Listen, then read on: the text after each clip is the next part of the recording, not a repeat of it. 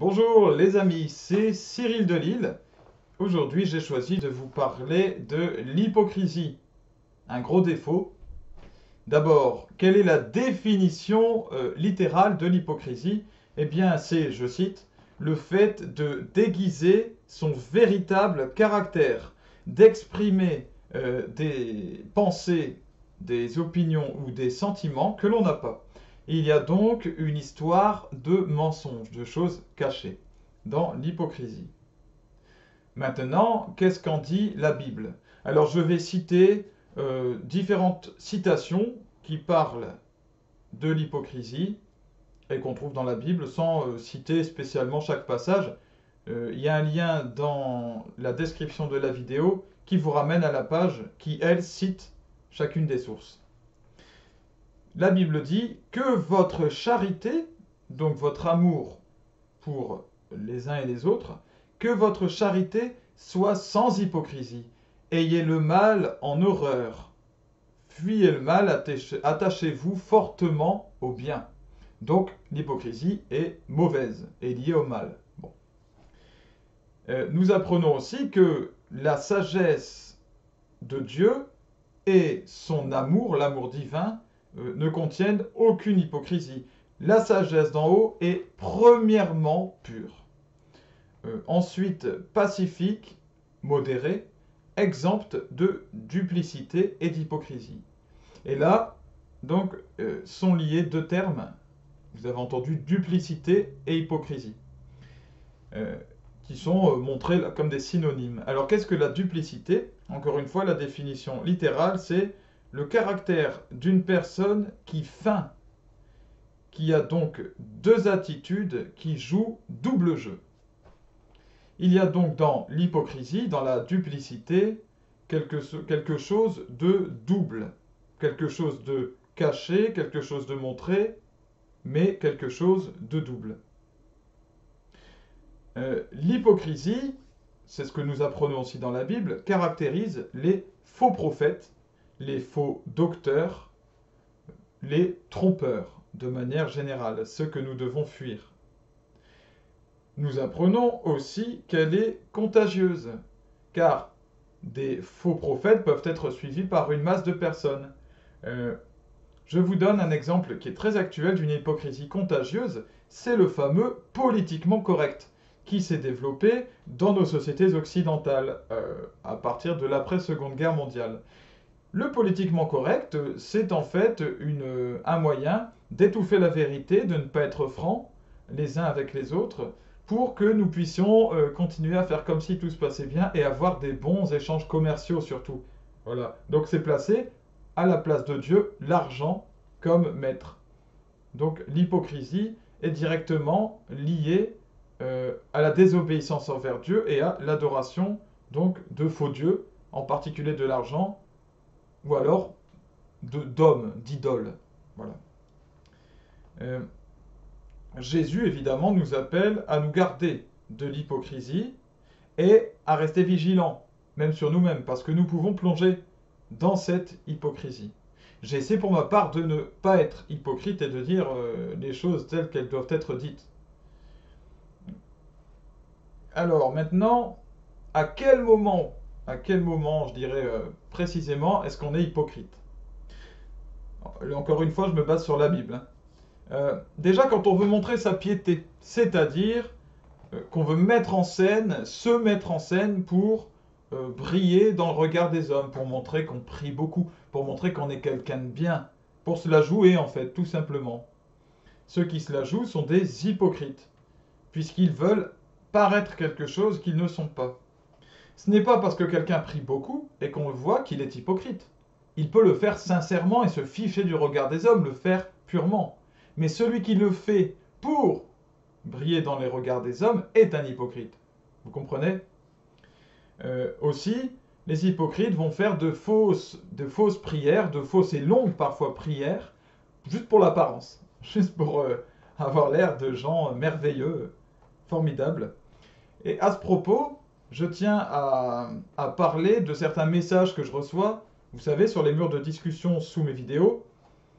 Certains, surtout dans mes premières vidéos, des musulmans, venaient m'expliquer que j'étais un chien d'infidèle, un incroyant, que je répandais la corruption. Voilà, ils étaient fidèles pour ça, hein, au message du Coran. Et donc, ces gens m'insultaient aussi, à travers différents termes comme ça, et terminaient en disant: Salut à toi, mon frère, paix sur toi. Quelle hypocrisie est-ce là? Alors là, à quoi est-ce que ça sert de mettre paix sur toi comme ça? Ça sert à paraître quelqu'un de formidable, de montrer que malgré tout, j'ai affaire à quelqu'un de pacifique, j'ai affaire à quelqu'un de bon, de généreux. Alors que dans ces termes, il montre le contraire. Il y a donc une duplicité, quelque chose de double là-dedans. Donc je démasque assez facilement ces personnes comme étant hypocrites, tout simplement en mettant l'un après l'autre leurs phrases méchantes et puis le fameux paix sur toi mon frère.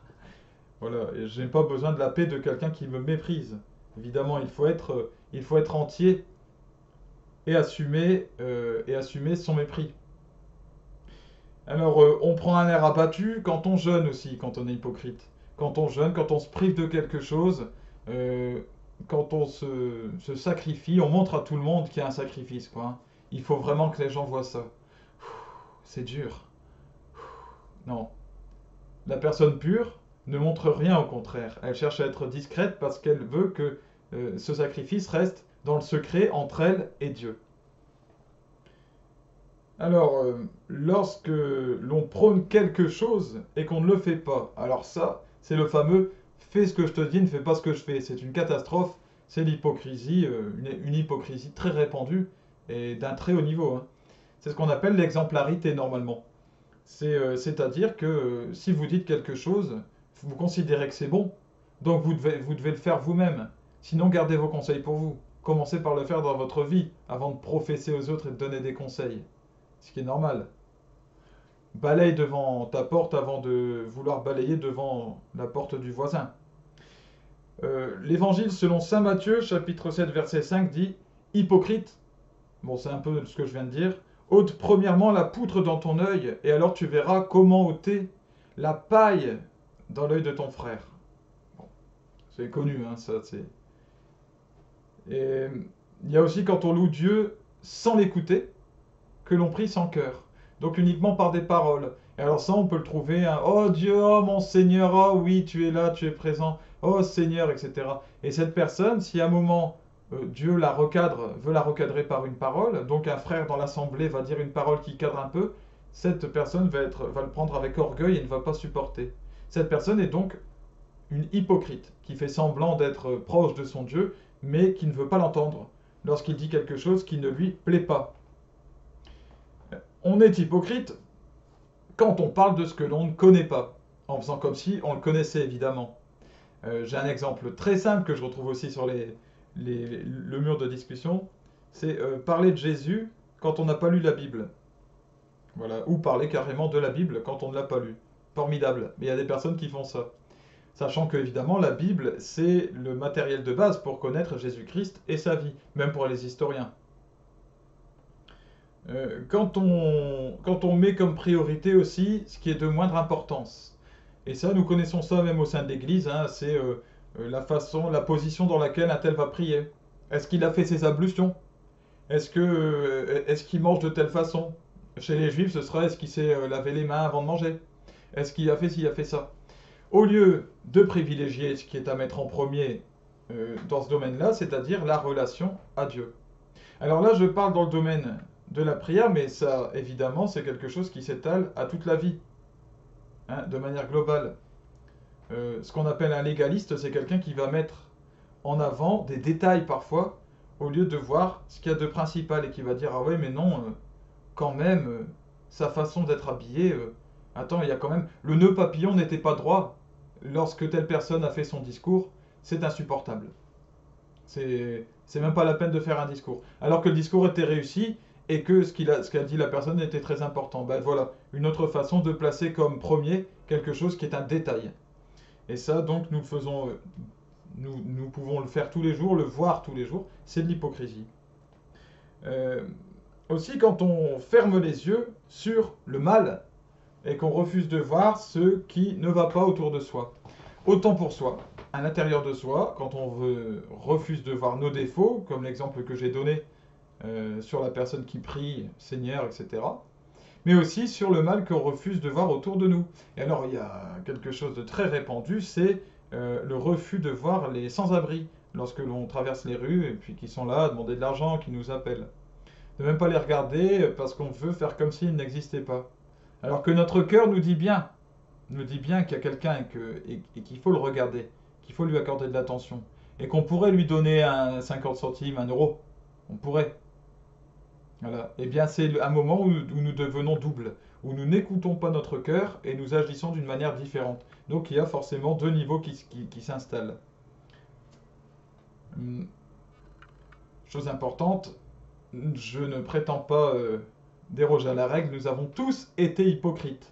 Car nous avons tous été injustes, nous sommes nés injustes.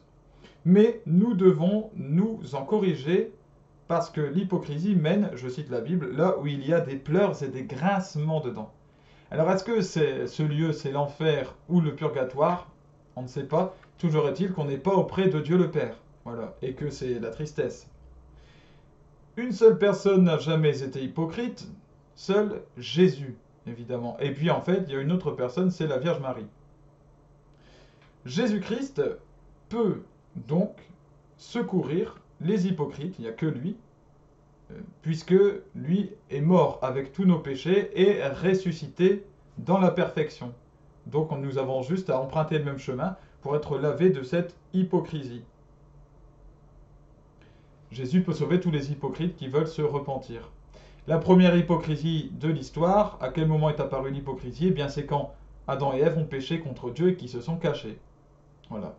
Et ensuite on a retrouvé cette hypocrisie lorsque Caïn plutôt a tué son frère Abel, premier meurtre de l'histoire. Et puis lorsque Dieu l'a trouvé, il lui a dit où est donc ton frère? Il a dit je ne sais pas, suis-je responsable de mon frère? Voilà. Le premier moment où l'hypocrisie a fait une grosse entrée fracassante dans le monde des hommes. À bientôt les amis, que le Seigneur Tout-Puissant vous bénisse et vous permette de rester sans hypocrisie, en toute franchise et unité. À bientôt.